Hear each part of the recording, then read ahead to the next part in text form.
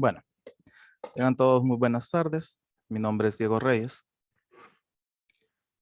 En esta jornada hablaremos acerca de lo que es un tema bastante importante, el cual es el estudio de los microorganismos en el laboratorio, la colecta y manejo de muestras clínicas y el procedimiento de aislamiento e identificación de los microorganismos.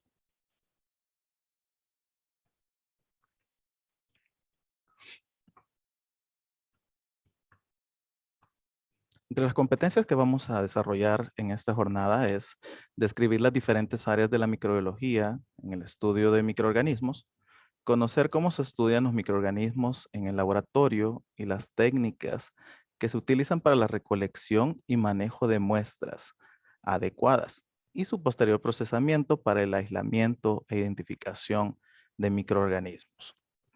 Además de eso, vamos a explicar las diferentes técnicas adecuadas para la recolección y manejo de muestras clínicas. Y agregado a esto, mencionar las técnicas de laboratorio para el procesamiento de muestras clínicas. Para finalizar, también reconoceremos los medios de cultivo que se utilizan para el aislamiento e identificación de los microorganismos. Ok. Para iniciar con lo que es el tema, vamos a hablar de la microbiología clínica. La microbiología clínica es el estudio de los microorganismos en las enfermedades humanas. Desempeña un papel importante en el diagnóstico y el control de las enfermedades infecciosas. Y es que por eso hago la diferenciación, ¿no? Microbiología clínica. La microbiología estudia todos los microorganismos, pero en el caso de la microbiología clínica es aquella rama la cual centra su atención en los microorganismos considerados patógenos, es decir, que causan una enfermedad en el ser humano. La microbiología está subdividida en diferentes ramas. Una de ellas es la bacteriología, que es el estudio de las bacterias. Por otra parte, tenemos la micología, que es el estudio de los hongos. Además de eso, tenemos la virología, que es la ciencia que estudia los virus. La parasitología, que es la ciencia que estudia los parásitos, tanto los parásitos intestinales como tisulares y hemáticos. Además tenemos lo que es la serología, que es la detección de anticuerpos y antígenos. Son las pruebas por medio de las cuales, a través de una muestra del suero, podemos identificar la presencia de anticuerpos específicos contra una enfermedad. ¿Qué significa eso? La presencia de la enfermedad o la reincidencia de una enfermedad. Además, los avances, ¿verdad? En lo que es la tecnología y la medicina, permiten en este momento el poder explorar esta área nueva, la biología molecular. No es tan nueva, pero actualmente es más utilizada. Habrán escuchado muchos, ¿verdad? De las pruebas PCR que se solicitaron o que se realizaron para la identificación de pacientes con COVID-19. Acá tenemos lo que es, ¿verdad? Un diagrama sobre lo que es el seguimiento en cuanto a lo que son los exámenes, que en muchas ocasiones nos auxilian para determinar el agente causal de una enfermedad. Pues todo empieza, ¿verdad? Cuando el médico realiza el diagnóstico del paciente y la verificación de los signos y síntomas. De los signos, aquello que el médico, ¿verdad? O el personal de salud ha identificado en el paciente, que es percibible, y los síntomas, aquellos que el paciente o el usuario me puede decir. Pues ante este cuadro clínico hay indicación de pruebas, porque como les digo, en la actualidad es muy complicado el determinar una enfermedad sin análisis clínicos. Entonces hay indicación de ciertas pruebas y empieza una fase bien importante, que es la fase preanalítica.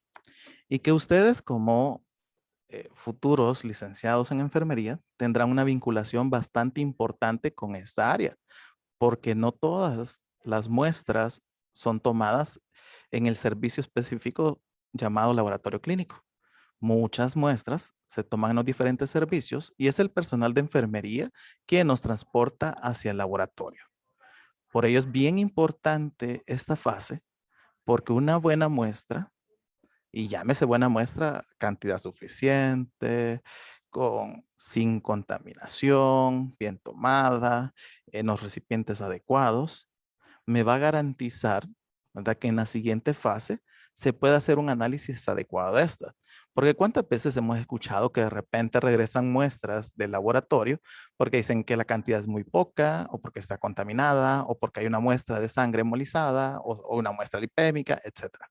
Entonces, en la fase analítica será una fase muy importante, ¿verdad?, para proseguir con el resto.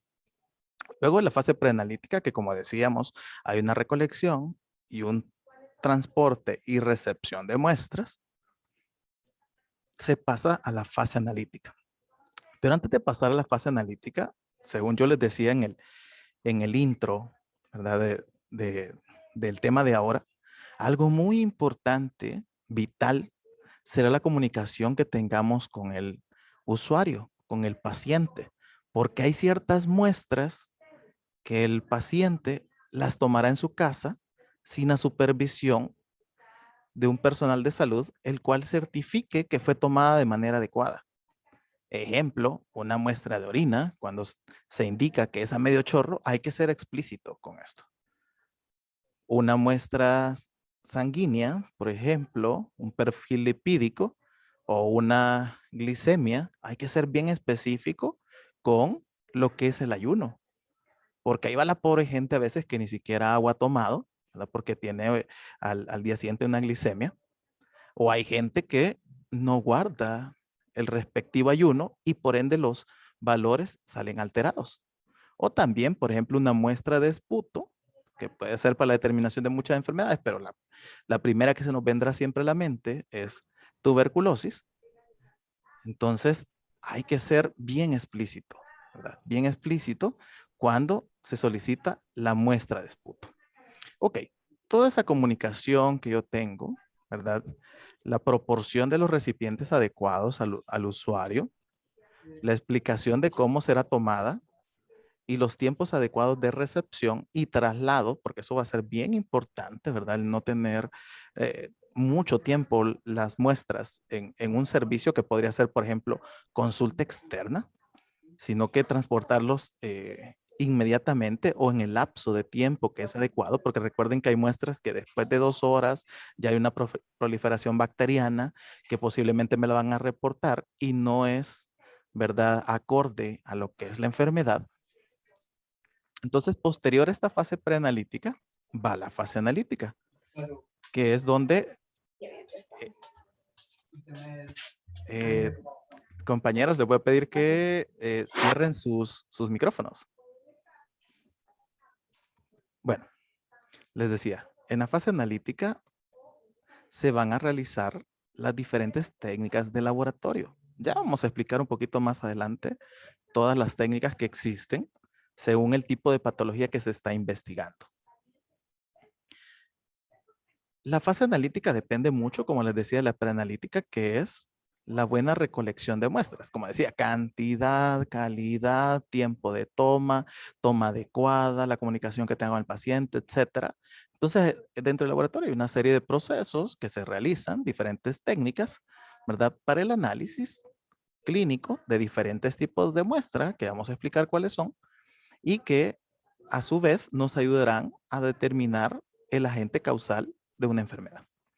Posterior a eso viene la fase posanalítica, que es el informe de resultados. Y créanme que hay muchos casos en los cuales de repente la fase de reporte de resultados, porque posiblemente salió de la parte analítica en el laboratorio y hay un personal administrativo auxiliar en ese servicio, el cual pasa los exámenes, pudo haber ocurrido un problema. Imagínense, por ejemplo, una creatinina que era de 1.0, ¿verdad?, en rangos de referencia o rangos o valores normales, entre comillas, como se le llamaría, estaría dentro de esos rangos. Pero ¿qué tal a la persona se le olvidó poner el punto y entonces en vez de decir 1.0, dice 10. Cuando llegue nuevamente, ¿verdad? Donde el médico, que es esta cadenita que estamos viendo, ¿no? Hay un análisis de resultados. Entonces, en ese análisis de resultados, el médico tomará una decisión, ¿verdad? La cual no puede ser la adecuada en cuanto a lo que es ya tratamiento, viene la decisión del médico, viene nuevamente a recaer en el departamento de enfermería por la administración de tratamientos, pero pudo haber sido que en este círculo, ¿verdad? De procesos, en este flujograma de procesos, en una de las fases existiera un problema y por ende no vamos a cumplir lo que es nuestra función, ¿no? A ayudar entre todos a establecer un diagnóstico certero de una enfermedad. Ok, de los tipos de muestras que hablábamos, todo es analizable en el cuerpo. Tenemos muestras como heces, orina, sangre, esputo, líquido cefalorraquídeo, líquido amniótico y otros. Biopsias de tejido, pus de abscesos, secreciones, que podrían ser faríngea, vaginal, uretral, conjuntival, etcétera. De hecho, todo en el cuerpo humano es analizable. Y recordemos que esos análisis van a ser determinantes para encontrar el hallazgo por medio del cual la salud de ese paciente ha sido alterada. Ok. Algo bien importante que les decía, que obviamente lo vamos a ver en la fase preanalítica, es la recolección adecuada de la muestra. En primer lugar, dice que debe provenir del sitio real de la infección y con un grado mínimo de contaminación. De hecho, hay muchas muestras que de repente vienen contaminadas porque, por ejemplo, es una muestra de orina en un bebé y saben que es un poquito complicada la recolección. ¿Y qué tal si viene contaminada con muestras de heces? Inmediatamente aparecerán bacterias de la flora normal en esa muestra de orina y podrían determinar que es una infección de vías urinarias solo porque existen bacterias y eso no sería real. Entonces hay que tener mucho cuidado, ¿no? En el caso de que las muestras deben de provenir del sitio real de la infección.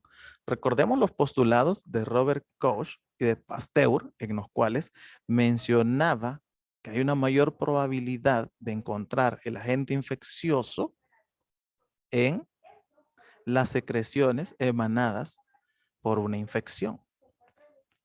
Como número 2 tenemos establecer los tiempos óptimos de recolección de la muestra. Y es lo que les mencionaba. Por ejemplo, una muestra de heces, y me imagino que en más de alguna ocasión hemos ido al laboratorio porque hemos requerido de un análisis clínico que en este caso ha sido encargado o demandado por el médico que consultamos para poder determinar una enfermedad. Ok, entonces volvamos al ejemplo, el examen general de heces. Supongo, ¿verdad? Quiero inferir que siempre que, si alguna vez se han hecho un examen, le han dicho, traiga esa muestra por lo menos una hora posterior a la recolección. Porque usted la recolecta, la lleva al laboratorio de la institución que usted está consultando o laboratorio privado o lo que sea, pues hay un tiempo en el cual le van a recepcionar la muestra, le dan entrada y luego procesamiento. Una muestra de heces no puede pasar sin su procesamiento, sin su análisis, más de 2 horas, porque si no, como le digo, hay proliferación de bacterias y alguien podría creer, hay hay bacterias abundantes, quizás hay una infección y no sería cierto. Al igual en un caso de una muestra de orina. O, por ejemplo, usted se va a hacer una glicemia o está ya fungiendo profesionalmente en el departamento de enfermería y hay la toma de una glicemia. Esa glicemia fue tomada a las 6 de la mañana, pero yo necesito esperar un poquito porque el laboratorio está como bastante lejos del servicio donde yo estoy. Entonces la llevo 2 horas después, 3 horas después. Pero ocurre algo, que con todos estos analitos encontrados en sangre, ejemplo, la glucosa, por cada hora que transcurre, esta se va degradando 10 miligramos. Es decir, que si esa muestra iba a ser, ¿verdad? Su resultado de 110 miligramos por decilitro, y entonces ya entra en un cuadro eh, prediabético, si por ejemplo los rangos están establecidos acá según el fabricante de los reactivos, ¿verdad? Porque obviamente cada boleta, si ustedes se fijan, lleva unos valores normales o rangos de referencia. Entonces, en este caso, supóngase que esta glucosa me iba a marcar 120, ¿verdad? Que ya podría denominarse un cuadro prediabético si el ayuno fue el adecuado y demás. Pero yo lo llevé las 3 horas, ¿verdad? Por cada hora que pasa baja 10. Y entonces lo llevo en 90 y alguien podría pensar que está normal. Entonces, por eso es bien importante establecer los tiempos óptimos de recolección. O sea, no le estoy diciendo que en todas las muestras es tomada y salgo corriendo al laboratorio, pero sí es necesario establecer, ¿verdad? Y respetar los tiempos de recolección. Como número 3, la muestra debe obtenerse en cantidades suficientes para su análisis. Ejemplo, y aquí la diferencia, ¿verdad? Casos contradictorios. Muestras de orina, a veces les dan el frasco, el cual, ¿verdad? Es un frasco plástico con tapón de rosca que tiene un volumen para entre 50 y 70 ml, y hay personas que llevan 10 ml. Y eso tienen que hacerle un examen físico, químico y microbiológico. Y cuando en el laboratorio clínico centrifugan para obtener el sedimento, es bastante mínimo porque la muestra fue muy poca. Caso contrario que ocurre con las muestras de heces, que ahora por eso si ustedes se fijan, en todo servicio de laboratorio clínico, ¿verdad? O en los servicios específicos, darán los frascos. Porque antes, cuando quedaba a libre albedrío del paciente llevar el frasco, llevaba un frasco de vidrio grande, por ejemplo, el de café que se le acabó y pensaban que entre más lleno estuviera, mejor. Y no. De hecho, en el caso de las muestras de heces, basta, ¿verdad? Con 1 gramo, medio gramo, si realmente es muy poco lo que se ocupa. No es necesario que vaya copado, que cuando lo abre esto rebalse, ¿no? Entonces, por eso se dan los frascos. La muestra suficiente es necesaria. También en qué casos? En muestras sanguíneas, por ejemplo, muestras para realización de hemograma. Hay 2 casos en los cuales podemos ver en esta recolección de muestra. Puede ser que esta recolección usted la haga, ¿verdad? Por una venopunción en la cual utilizó jeringa y tubos preparados. ¿A qué me refiero con eso? Con tubos que ya tienen un anticoagulante. O utilizó el sistema al vacío, el cual también ocupa unos tubos que vienen preparados, que tienen cierto vacío, pero que como mencionaba, están preparados, ya tienen cierta cantidad de anticoagulante. Si usted hace esa venopunción y el tubo tiene una marca, por ejemplo, vuelvo y recalco el ejemplo, en hematología, y no llega a la marca de los 13 ml requeridos y queda, por ejemplo, en 1, ¿verdad? Porque pueden haber defectos de fábrica, esa muestra va a quedar demasiado diluida. Y entonces habrán parámetros de biometría hemática que en el laboratorio no lo determinarán bien y que de hecho cuando llegue se lo van a rechazar porque no, porque la relación muestra anticoagulante ya está determinada. Entonces, hay que tener en cuenta que la muestra debe ser suficiente. Muestra de orina, muestra de sangre hasta donde está especificado si es sistema al vacío, muestra de heces en la cantidad necesaria, etcétera. Utiliza los recipientes adecuados para la obtención y recolección de muestras. También, como les mencionaba, hay ciertos recipientes que no son adecuados, que si se deja el libre albedrío del paciente, él va a ocupar lo que tenga a la mano.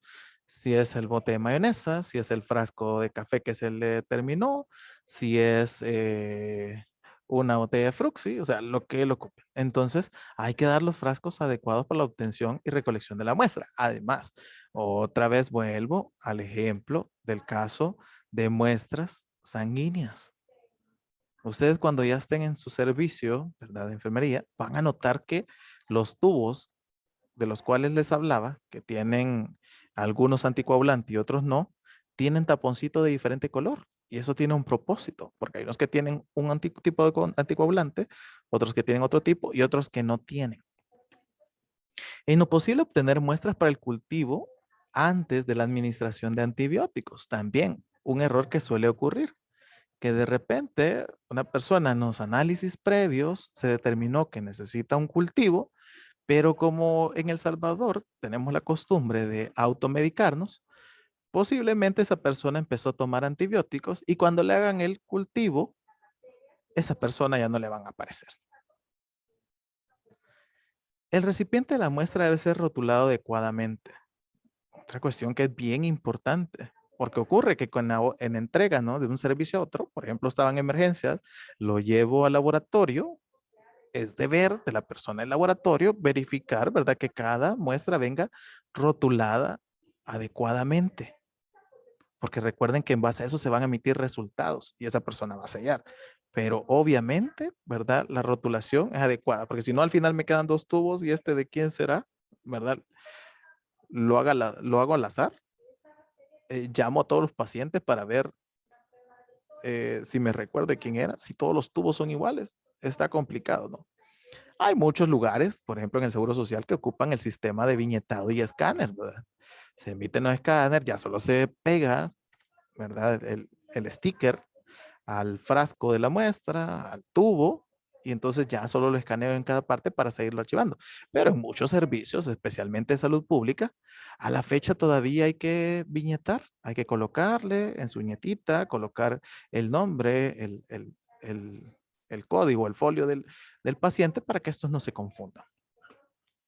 El transportar las muestras lo más pronto posible para su diagnóstico o utilizar medios de transporte adecuado, si es cultivo, refrigeración o sustancias preservantes. Porque fíjense que también existe la posibilidad que hay muestras que no se van a procesar en la unidad o en el centro donde yo estoy dando mi servicio. Y entonces se envían a otros, a otras instituciones donde tienen laboratorios que por lo general ahora en la red nacional se les conoce como laboratorios de referencia, ¿verdad? En los cuales hay, porque a nivel de lo que es primer nivel de atención, llámese unidades comunitarias de salud familiar, hay muchos exámenes de laboratorio que no se procesan en el mismo, sino que se refieren a otros denominados laboratorios de referencia. Y entonces, evidentemente, el traslado de ciertas muestras requiere del llenado de una papelería, pero más importante requiere de las condiciones, que si una cadena de frío, que la papelería adecuada, que si hay triple embalaje, etcétera. Ok, mencionamos los recipientes para toma de muestra. En este caso, ¿verdad? Vemos en la parte superior uno el cual sí podría ser adecuado, el otro no, que es para el examen general de heces, ¿verdad? El más adecuado, bueno, la verdad es que ambos tienen características diferentes, pero es lo que se encuentra en internet, ¿verdad? El del lado izquierdo, ¿verdad? Tiene un tapón de rosca, es más grande y es transparente. El del lado derecho tiene un tapón, al parecer a presión, el cual no sería adecuado si es más pequeño y no es transparente, sino que es de color verde como los que normalmente nosotros solemos ver que nos entregan. El de la parte inferior, el lado izquierdo, la esquina inferior izquierda, encontramos uno de orina. Si se fijan, tiene incluso, ¿verdad? La denominación de estéril. Los estéril básicamente se utilizan para los cultivos. Los limpios, que sí tienen que estar limpios, ¿no? Para los exámenes general de orina. Vemos también que en el sticker se puede colocar el nombre, el ID, la fecha y la hora, ¿verdad? Recolectada, que decía que es importante. Y tiene una capacidad, ¿verdad? Que decía oscilaba entre 50 y 60, porque y 70 porque más o menos 50 ml serían necesarios para recolectar. Además, recuerden de las indicaciones necesarias. Ya la vamos a ver más adelante, pero ustedes recuerdan, en el examen de la orina, nos dicen y nos han educado siempre, la primera orina de la mañana a medio chorro. Posterior a eso vemos lo que son unos hisopos, ¿verdad? Que están totalmente estériles. Con estos tomamos exudados y también en algunas ocasiones cuando es necesario transportar la muestra, traen esa especie de tubo, ¿verdad? Con un medio de transporte, como en el caso del selenito, en el cual tomo la muestra, la deposito en este y la puedo transportar. Y con eso puedo garantizar que mantengo con vida a, ¿verdad? El espécimen que voy a analizar. Lo que les mencionaba de los tubos y los tapones, ¿no? No todos son iguales. En el sistema del vacío, ¿verdad? Tenemos la diferenciación, en este caso, de los diferentes colores. ¿Y por qué tenemos diferenciación? El primero que vemos es de color rojo.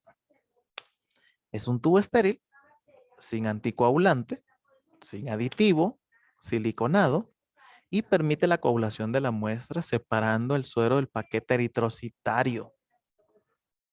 Ojo con esto. ¿Qué tipo de pruebas? Porque de repente el usuario va a llegar y nada más lleva una boletita. Y si nosotros sabemos de él mucho menos, ¿verdad? Entonces ahí está la determinación o la indicación de los exámenes que son requeridos por el médico para correlacionarlos con su cuadro clínico y poder determinar qué enfermedad tiene esta persona. Entonces, por ejemplo, para este caso, si el usuario tuviera determinada prueba de determinación de bilirrubina, nitrógeno ureico, perfiles hepáticos, cardíacos, electrolitos séricos, etcétera. O sea, el área de química clínica, como les decía, lípidos y demás, lo tomaría con un tubo con tapón rojo o sin anticoagulante. Porque aquí lo que buscamos es que la muestra se coagule y poder separar los elementos formes del suero, que es la parte líquida de la sangre, sino factores de coagulación. Entonces, porque en ese suero yo voy a encontrar cada uno de estos analitos que les menciono, hormonas, enzimas, proteínas, etcétera. Y, ojo, un detalle importante es que dice que es el primero en tomarse. ¿Por qué? Porque cuando un usuario, ¿verdad? Cuando un paciente, que puede ser un paciente hospitalizado, ¿no? Y de repente el médico indica, necesitamos hacerle un perfil cardíaco, pero necesito también hemograma y encima también le vamos a hacer un hemocultivo. Entonces va a haber un orden determinado, porque si por ejemplo es esto, ¿verdad? Que asociemos una enfermedad, qué sé yo, fiebre tifoidea. Fiebre tifoidea, hay una leve miocarditis, posiblemente se necesite realizar un perfil cardíaco.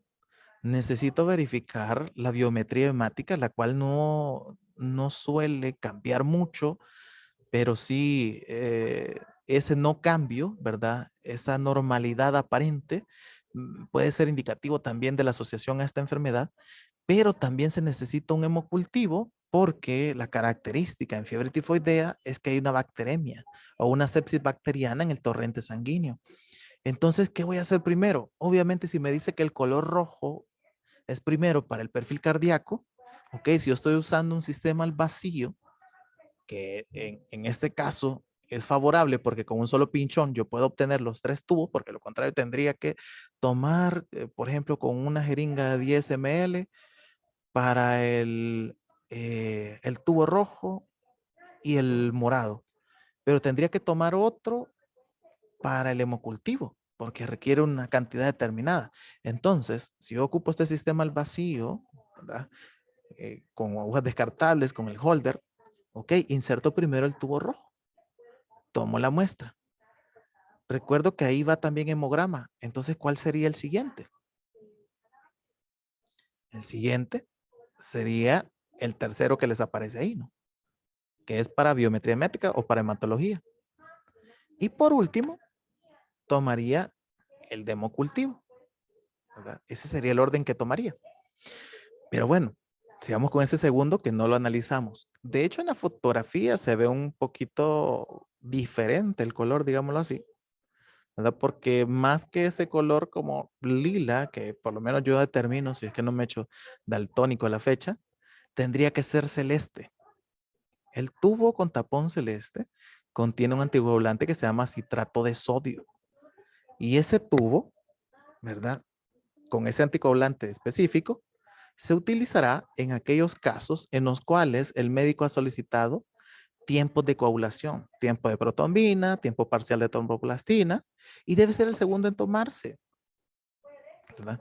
En este caso, puede ser que un paciente va a ser sometido a una cirugía y necesito ver cómo están sus factores de coagulación, porque si no podría morir de una hemorragia si sus factores no están, digamos, normales. Luego tenemos el tubo morado, ¿verdad? Que es el que hablábamos, que va ETA y que es para el recuento celular, ¿verdad? Con el cual se hace hemograma, recuento de glóbulos rojos, blancos, plaquetas, etcétera. Luego tenemos el tubo tapón verde, que es estéril con anticoagulante parina sódica y lo vamos a utilizar en determinación de amoníaco y de carboxil hemoglobina.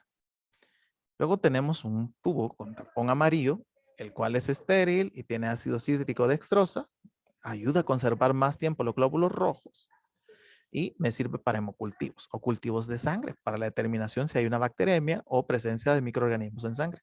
Y por último, el tubo negro, ¿verdad? Es un tubo estéril con heparina y me sirve para velocidad de eritrosedimentación globular por método de Westergren. Entonces, bien importante, ¿verdad? Cuando nos llega esa lista de exámenes que debemos de tomar, verifiquemos en qué tubo y cuál será el orden que vamos a ocupar. Ok, entonces la recolección de muestras será diferente dependiendo, ¿verdad? De qué estudios se estén realizando. Por ejemplo, la recolección de muestras para infecciones de vías urinarias. Muestra de orina a medio chorro, ¿verdad? Primero, hacen un examen general de orina, pero muy probablemente en estudios posteriores, luego que el examen general de orina, la determinación y el análisis del médico, o sea que hay una posible infección, dejará un urocultivo. Hay que hacer limpieza, o sea, y ahí es donde parte la educación que tiene que tener o la comunicación que tiene que tener con el usuario, ¿no? Es decir, que tiene que limpiarse los genitales, que tiene que hacer la primera orina de la mañana, que es a medio chorro, es decir, que descarta la primera micción, corta la mitad y luego agrega la segunda, porque de lo contrario hay una concentración muy grande de solutos que pueden salir y posiblemente incluso de bacterias. Y entonces esto nos daría un falso negativo a la hora de el análisis del examen. La punción suprapúbica en bebés, ¿verdad? En el cual se obtiene orina directamente a la vejiga para recolección de orina totalmente estéril, ¿verdad? Porque posiblemente hay una infección en, ¿verdad? Aparato génito urinario inferior. La recolección a partir de catéter. Hay muchas personas que de repente tienen sonda, ¿verdad? Y necesitamos recolectarlo a partir de su catéter. La recolección de muestras de infecciones de vías respiratorias altas y bajas. La secreción faríngea, ¿verdad? Dice palillo de algodón, pero sabemos que es un hisopo y ese tiene que estar totalmente estéril. ¿Dónde lo vamos a hacer? En los carretes. No en los carretes quiero decir, no en los carretes, ¿verdad? No, no en los cachetes, sino que específicamente en la zona que se muestra. No tocar la ula porque hasta posiblemente lo van a vomitar, ¿no? El esputo, ¿verdad? Que no es saliva, ¿verdad? Sino que es una secreción que viene de lo profundo del árbol bronquial, en el cual si es necesario usted tendrá que explicarle y decirle a la persona, haga esto, ¿verdad? O sea, no es saliva, sino que realmente es, por ejemplo, incitarse la tos y si es necesario ocupar un lenguaje coloquial para que éste le entienda, ¿no? Porque cuando decimos esputo, no todos le van a entender. Posiblemente voy a tener que decir la flema o como se le denomina en otra parte, ¿no? Y obviamente las indicaciones necesarias. El aspirado endotraqueal o el lavado broncoalveolar, ¿no? Que sí ya se ocupan otros dispositivos vasivos en los cuales yo obtendré la muestra. Infección de muestras, recolección de muestras para infecciones genitales.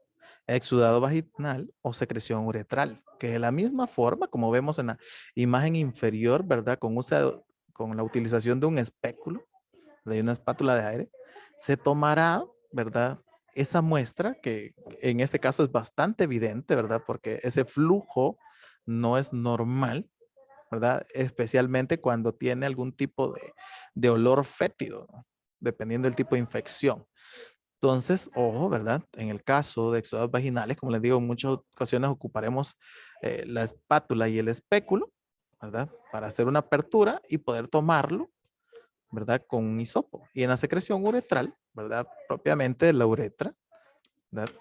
En la cual, ¿verdad? Tomaremos una muestra haciendo una pequeña rotación sin dañar, ¿verdad? Porque, o sea, si yo hago una rotación muy brusca, puedo ocasionar un sangrado y eso me va a contaminar la muestra. Recolección de muestras para infecciones intestinales. Lo más normal es la muestra de heces, ¿no? Una muestra de heces en la cual, como les decía, hay que educar al paciente cómo realizarlo, pero hay pacientes que están sumamente estreñidos y definitivamente no puedo tomarlo. Entonces, y en el caso de los bebés también suele pasar, ¿verdad? Porque yo no sé específicamente a qué hora va a hacer, entonces es necesario en algunas ocasiones realizar el hisopado rectal. Recolección para infecciones de la sangre o pruebas serológicas, que es lo que les mencionaba. Por ejemplo, en los casos de fiebre tifoidea, en los cuales esta bacteria llamada Salmonella typhi, inicialmente ingresada por ingestión al cuerpo, que invadió el intestino, llega a las placas de Peyer, específicamente a las células M, se desencadena la respuesta inmunológica y atrapa por medio de los fagocitos a la bacteria, pero la bacteria tiene un mecanismo de resistencia, ¿verdad? A este, y entonces este está dentro, pero no lo ha eliminado ni lo ha degradado. Entonces estas células pasan a torrente sanguíneo y se da la sepsis bacteriana en sangre o la bacteremia, como se le conoce. Entonces en estos casos es necesario hacer un hemocultivo. Por ejemplo, en el caso de esta fiebre tifoidea, ideal, ¿verdad? En la primera semana de sintomatología. La venopunción, que ahí está específicamente lo que hablábamos, el sistema al vacío, ¿verdad? La utilización de agujas descartables, que claro, sabemos que todo ahora es descartable, ¿no? Pero la utilización de estas agujas descartables con un dispositivo llamado holder, que es ese amarillo, en el cual se enroscan, lo cual este dispositivo me permite mayor seguridad, ¿verdad? Menor probabilidad de yo tener contacto con lo que es la muestra. Entonces, vemos acá lo que es la aguja enroscada en este dispositivo que es reutilizable y tiene doble aguja, ¿verdad? Esta que va directamente insertada en la vena del paciente y esta otra que va a perforar el tapón del tubo, ¿verdad? Del tubo al vacío, que una vez yo esté en vena, por misma acción del vacío, va a empezar a succionar lo que es la sangre hacia el tubo. Como les digo, esto tiene ya una medida específica. No hay que sacarlo antes de que se llene. Si se llena de más es que está deficiente. Y si es un tubo, como decíamos, con algún tipo de anticoagulante, sí me va a alterar. Y entonces habría que tomar otro. Y aquí tenemos los tubos, ¿verdad? Rojo, lila, azul, verde, ¿verdad? Por ejemplo, el verde que se utiliza también para la toma de gases arteriales.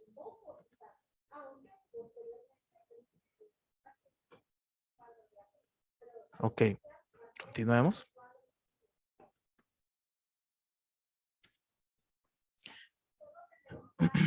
Toma de muestras para infecciones del sistema nervioso central. En este caso, tenemos que tomar una muestra de líquido cefalorraquídeo, ¿verdad? Que es un líquido estéril, ¿verdad? Que lo vamos a encontrar en el sistema nervioso central. Para esto, será una punción entre la segunda y tercera vértebra lumbar y se extrae el líquido cefalorraquídeo para su análisis, que como les mencionaba, es un líquido estéril. Entonces, ¿qué quiere decir?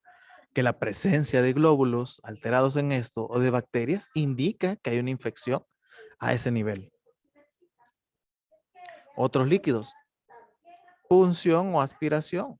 Por ejemplo, el líquido peritoneal, porque en algunos casos la infección fue tan grave, por ejemplo, una apendicitis, ¿verdad? Lamentablemente no se hizo a tiempo, reventó el apéndice y se hizo una peritonitis, ¿verdad? Se llena de líquido de esa parte, yo necesito hacer una colección de líquido peritoneal y su análisis. Líquido amniótico, sí, ese líquido que rodea al feto en su estado de gestación. Pareciera muy peligroso, pero con los avances en la tecnología, la aguja va guiada, ¿verdad? A través de ultrasonografía, porque obviamente lo que menos queremos es dañar al feto. Entonces, hay que tomar una muestra de líquido amniótico porque en algunas ocasiones podemos determinar enfermedades, ¿verdad? Como hemólisis del recién nacido, ¿verdad? O eritroblastosis fetal del recién nacido a partir de una muestra amniótica. Podemos también determinar concentraciones de bilirrubina, líquido sinovial, si es el líquido que tenemos entre las articulaciones, ¿verdad?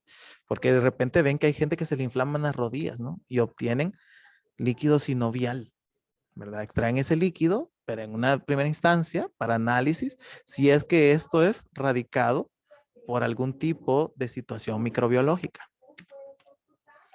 Recolección de muestras de heridas y abscesos, lo que mencionaba. En el caso de muchas enfermedades, específicamente hay que ir al lugar de la lesión.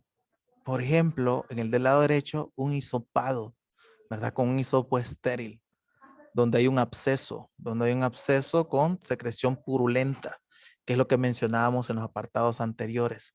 Y en el siguiente caso, vemos cómo se obtiene una muestra micótica, el famoso pie de atleta, ¿verdad?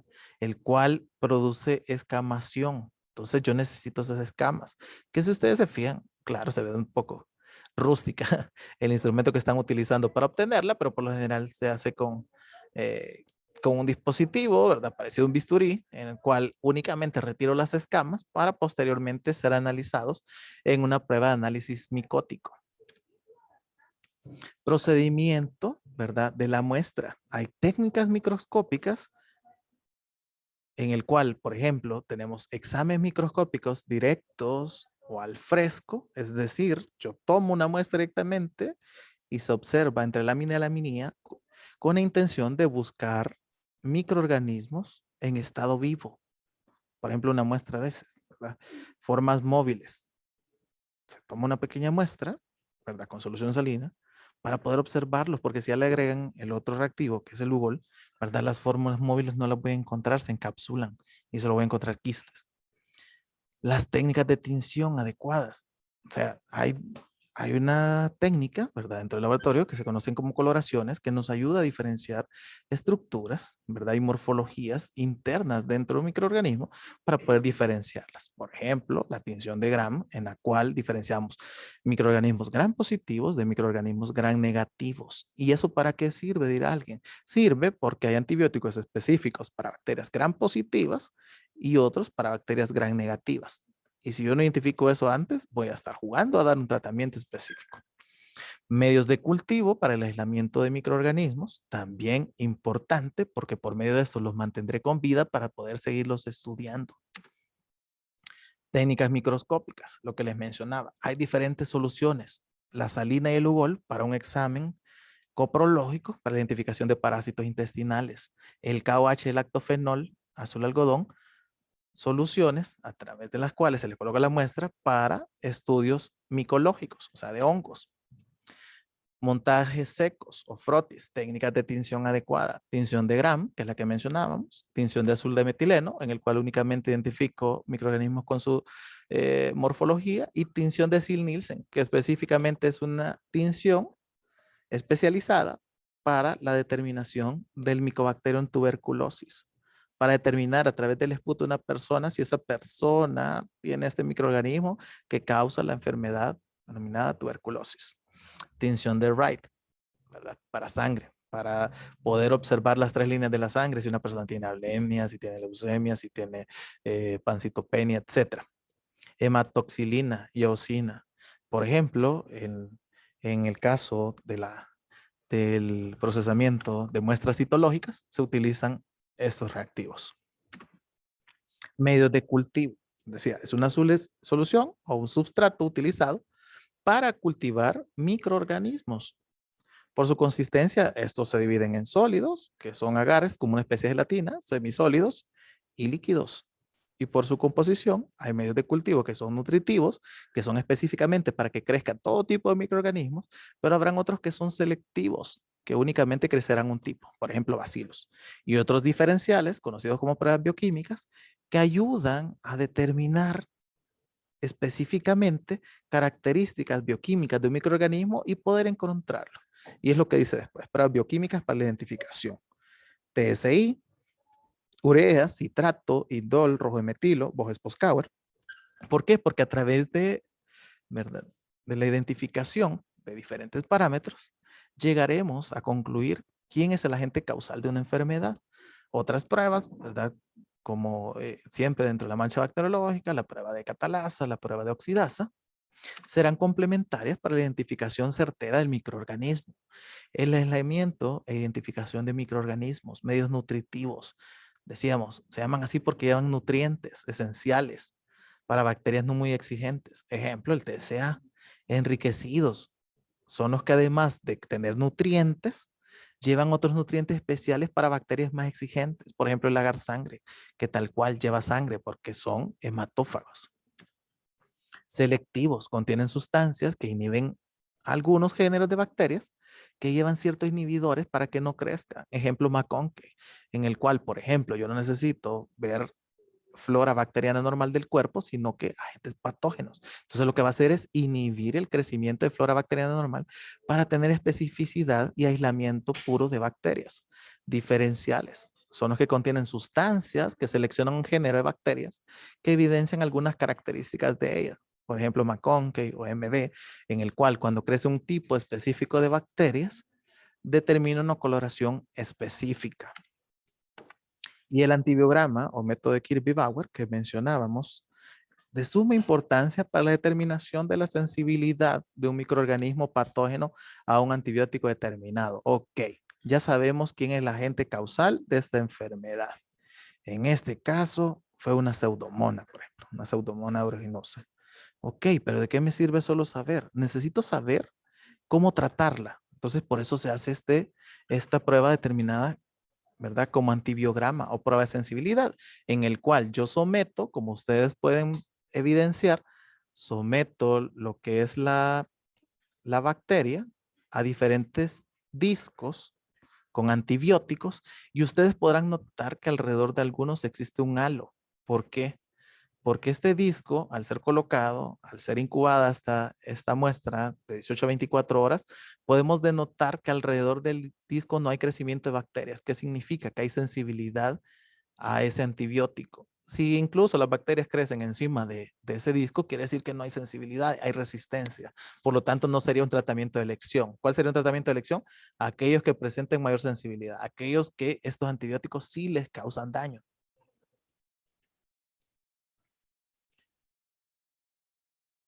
Por otra parte,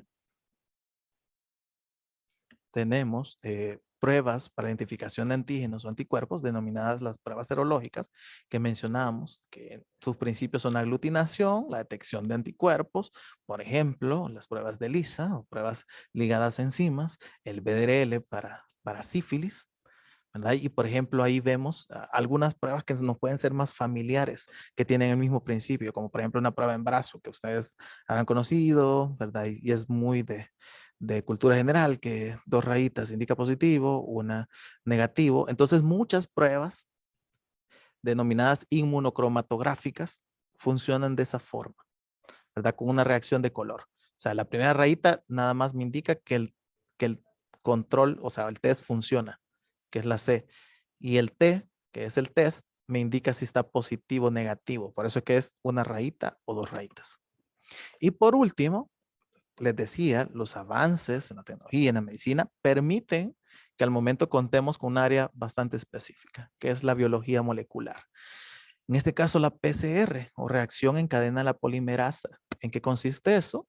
Pues en amplificar un fragmento del ADN de los microorganismos. O sea, en este caso, específicamente estamos determinando que ese microorganismo está causando la enfermedad porque obtenemos un fragmento amplificado de él con ciertas características genéticas que me ayudarán a determinar que ese es el agente causal de la enfermedad. Bueno, jóvenes, ¿preguntas al respecto?